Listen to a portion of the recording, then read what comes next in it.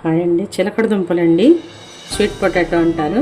వీటిని మనం బాగా శుభ్రంగా నీళ్ళలో కడుక్కోవాలన్నమాట, మట్టి అంతా పోయేటట్టుగా.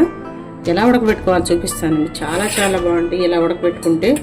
మనం వచ్చగా నీళ్ళు కాకుండా కొంచెం వేరే మోడల్లో.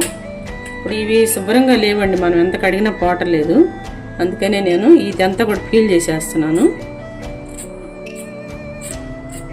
చేయకోకుండానే ఉడకపెడితేనే మంచిదండి. తప్పట్లేదు, ఇది అంత బాగుండలేదు అన్నమాట. పైన చెక్కు కడిగినా కూడా అంత పోవట్లేదు. చెక్కుతోనే వేసుకోండి వీలైనంత వరకు. మీరు అన్నీ ఇంత ముక్కలు కట్ చేసుకుంటే బాగుంటుంది, తింటా వేడిగా ఉంటాయి అన్నమాట.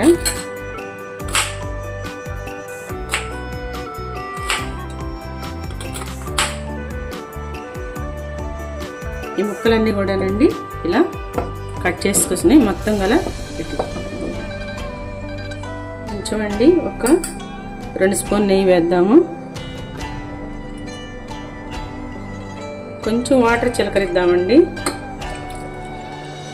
ఎక్కువ వాటర్ పోయకోకుండా ఒక 3-4 చారెళ్ళు పోస్తున్నాను నేను చేత్తో. 4 పోసానండి. కొంచెం అండి బెల్లం కూడా వేస్తున్నాను. ఈ టేస్ట్ వేరుగా ఉంటుందండి, చాలా టేస్ట్గా ఉంటుంది. ఎలాగైనా తీపి ఉంటుంది. కుక్కర్ మూత పెట్టుకునండి, 2 విజిల్స్ రానిద్దాము అండి. ఉడికిపోయినాయండి చూడండి. ఈ కొంచెం నీరు ఎగరనిచ్చేద్దాము. ఈ విధంగా ఉడకబెట్టుకుంటేనండి చాలా రుచిగా ఉంటుందండి. ఈ నీరంతా కూడా ఎగరనిచ్చేద్దాము అన్నమాట. కొంచెం పిల్లలు అలాంటి వాడు తినాలంటే ఇలా వేస్తే తింటారనమాట, చిన్నపిల్లలంతా కూడా. నెయ్యి కూడా వేసాం కదండి, చాలా కమ్మగా ఉంటుంది అనమాట. నెయ్యి మూలాన నెయ్యిలో ఉడికి. ఒక పించ్ సాల్ట్ అండి, కొంచెం లైట్గా ఎక్కువ కూడా, కొంచెం టేస్ట్ బ్యాలెన్స్ అవుతుంది అనమాట.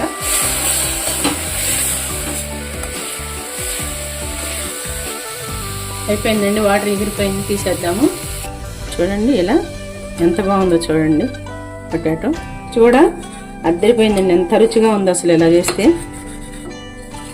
ఆ నెయ్యి వాసన కమ్మగా వాసన వస్తుందన్నమాట. మంచి సువాసన వస్తుంది నెయ్యి మూలాన. మీరు కనుక చెక్కు తీపోతేనండి ఇంకా బాగుంటుంది అనమాట. చెక్కు బాగుండలేదని నేను తీసేసాను కదా. ఇలా మొత్తం కూడా తీసేసి పెట్టేసుకున్నాము. చూడండి ఎంత బాగుందోనండి అసలు. పొటాటో రెడీ అండి, సూపర్ అండి అసలు. ఇలా ఉడకపెట్టు తినండి అందరూ.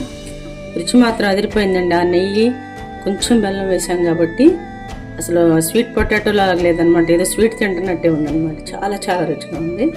మీరందరూ కూడా ఇలా ఉడకపెట్టుకు తినండి. రుచికి రుచి, పిల్లలతో సహా అందరూ ఇష్టంగా తింటారనమాట. ఈ షుగరు ఇవన్నీ ఇష్టం లేని వాళ్ళు, కొంచెం బెల్లం ఇష్టం లేని వాళ్ళు దాంట్లో బెల్లంలో న్యాచురల్గా తింటా అనుకుంటే అలా కూడా తినొచ్చు అనమాట. ఈ విధంగా కూడా ఒకసారి ట్రై చేస్తే బాగుంటుంది.